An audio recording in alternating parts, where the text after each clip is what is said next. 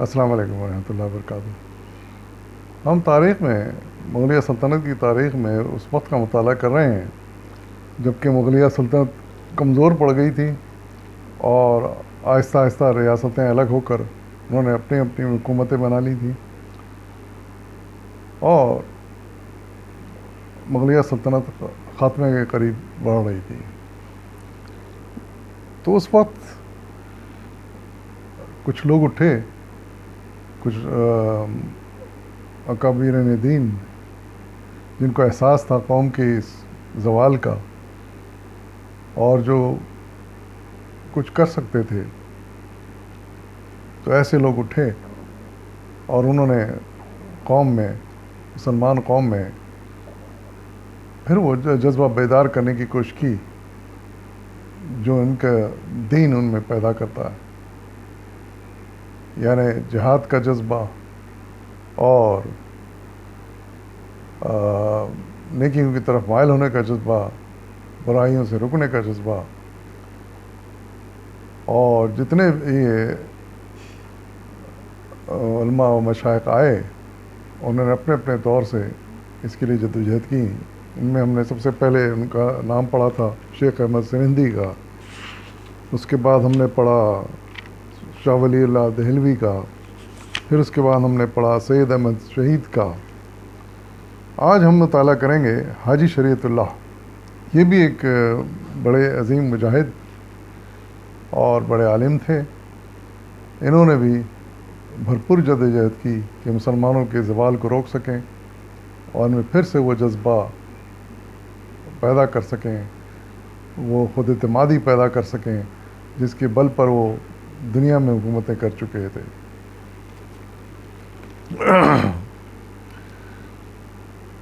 تو حاجی شریعت اللہ کے بارے میں مصنف نے لکھا ہے کہ ایسٹ انڈیا کمپنی کا اقتدار سب سے پہلے بنگال میں قائم ہوا تھا۔ یہاں پر انہوں نے ایسا نظام رائج کیا تھا جس میں عام کسانوں کی حالت بہت بدتر ہو گئی تھی۔ انگریز ہندو جاگیرداروں کی وساطت سے اس علاقے سے پیداوار اور مالیہ اکٹھے کرواتے تھے۔ ہندو جاگیردار کسانوں سے اس طرح مالیہ وصول کرتے کہ ان کے پاس اپنی ضروریات کے لیے کچھ نہ بچتا۔ ان عام کسانوں میں مسلمانوں کی تعداد بہت زیادہ تھی۔ تو مسئلہ یہی تھا کہ ان کا انگریزوں کا ظلم ذاتیاں ان کی بڑھ گئی تھیں اور اس میں ہندو زمیندار یہ بھی پوری طرح کے شریک تھے، ان کی مدد کرتے تھے اور وہ انگریز بھی ان کو سپورٹ کرتے تھے۔ تو یہی حالات جہاں پورے ہندوستان میں تھے وہیں بنگال میں بھی تھے، اور بلکہ سب سے پہلے تو انگریزوں نے یعنی ایسٹ انڈیا کمپنی نے بنگال پہ ہی قبضہ کیا تھا۔ تو پھر یہاں کے لوگ بھی اس ظلم سے تنگ آ کے وقت آیا کہ اٹھ کھڑے ہوئے، اور بنگال میں کسانوں نے کئی دفعہ علم بغاوت بلند کی، مگر ان کے پاس نہ تو کوئی طاقت تھی اور نہ ہی ان کی معاشی حالات انہیں زیادہ عرصے تک لڑنے کا حوصلہ دیتے تھے۔ بنگال میں اسی پس منظر میں ایک طاقتور تحریک نے جنم لیا۔ یہ تحریک فرائضی تحریک کے نام سے مشہور ہے۔ فرائضی تحریک کے بانی حاجی شریعت اللہ تھے۔ آپ 1780 عیسوی میں ضلع فرید پور کے ایک گاؤں میں پیدا ہوئے۔ 18 برس کی عمر میں آپ حج کے لیے تشریف لے گئے۔ مکہ مکرمہ میں 20 برس قیام کے بعد وطن لوٹے۔ واپس آ کر آپ نے سب سے پہلے بنگال میں مسلمانوں کو درپیش حالات کا جائزہ لیا اور ان محرکات کا تجزیہ کیا جن کے باعث مسلمانوں کو سخت تکالیف کا سامنا تھا۔ ان تمام مصائب کے ازالے کے لیے آپ نے ایک تحریک شروع کی۔ آپ کا خیال تھا کہ مسلمانوں کو چاہیے کہ وہ اپنی حیثیت کو مضبوط کرنے کے لیے اپنے اندر پیدا شدہ تضادات ختم کریں۔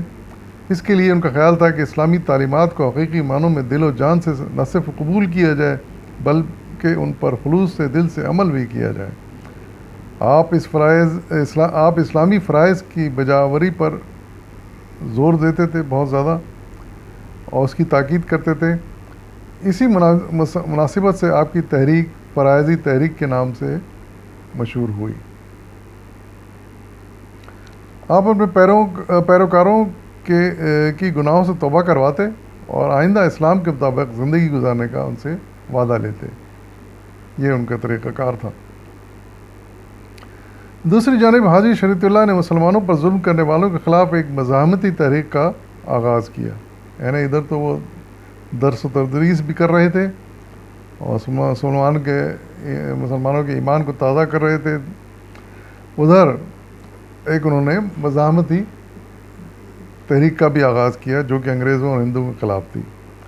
اس زمن میں ہندو زمینداروں کو مجبور کیا گیا کہ وہ مسلمان کاشتکاروں پر غیر قانونی ٹیکسوں کا بوجھ ختم کریں اور ان کے حقوق ان کو واپس لوٹا دیں، مگر ہندو زمینداروں نے اپنے سرپرست انگریزوں سے مدد طلب کی اور تحریک کو دبانے کی سخت کوششیں شروع کر دیں۔ تحریک کے مخالف یقیناً بہت مضبوط اور طاقتور تھے، ظاہر انگریز حکمران تھے اور پھر ہندو جاگیردار زمیندار، اس لیے براہ راست ان سے ٹکر لینا ممکن نہ تھا۔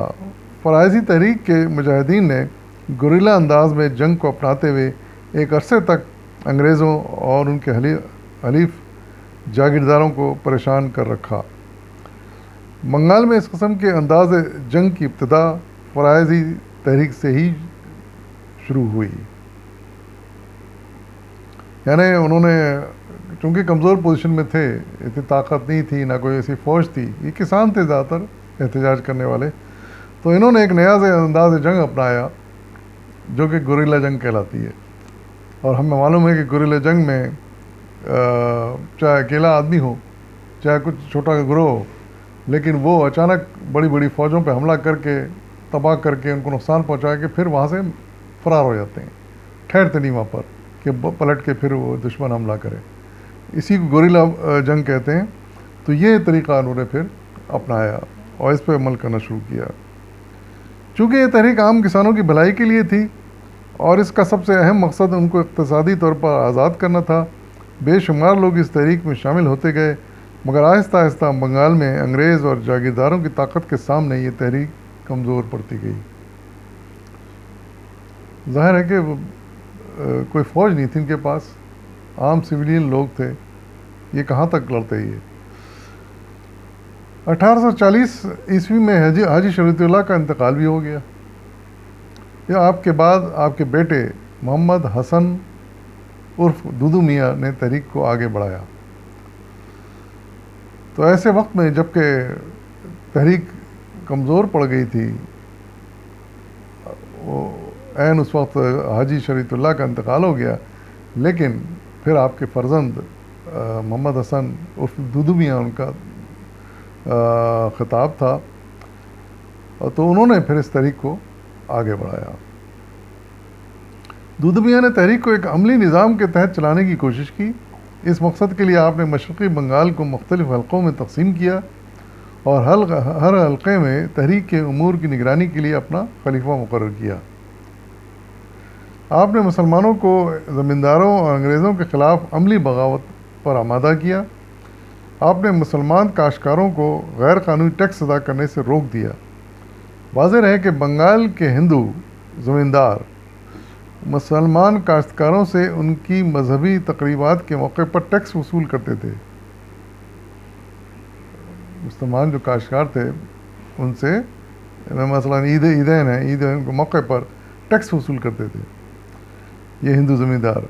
آپ نے مسلمانوں کو ہندو زمینداروں کے لیے بیگار پر کام کرنے کے بجائے سرکاری اراضی پر آباد ہونے کا مشورہ دیا، چونکہ ہندو زمیندار جن کی زمینوں پر وہ کاشتکاری کر رہے تھے، کام محنت کر رہے تھے، وہ مزید زیادہ ظلم پر اتر آئے اور وہ اوپر سے پھر ٹیکس بھی لینا شروع کر دیا انہوں نے تہوار کے دن۔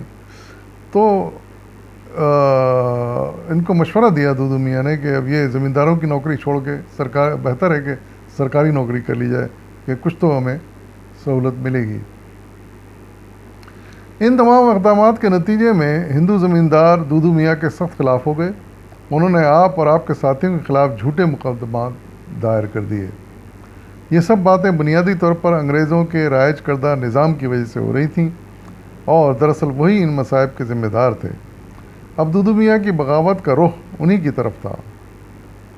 انگریزوں نے دودو میاں کو گرفتار کر لیا، لیکن رہائی کے 2 سال بعد ہی یعنی 1862 میں دودو میاں کا انتقال ہو گیا. ظاہر ہے ایک لیڈر پہلے چلے گئے، اب یہ دوسرے لیڈر بھی چلے گئے، تو پھر وہ تحریک نہایت کمزور پڑ گئی ہوگی. بہرحال اور بھی 1-2 مجاہدین ہیں جو آگے آئے اور انہوں نے کام کو سنبھالا. مثال کے طور پر بنگال میں ایک اور نام آتا ہے تیتو میر کا. انہوں نے پھر بنگالی مسلمانوں کو منظم کیا اور اس تحریک کو پھر انہوں نے آگے بڑھایا. ان کے حالات ہم انشاءاللہ اگلی قسط میں پڑھیں گے. فی الوقت اجازت دیجیے.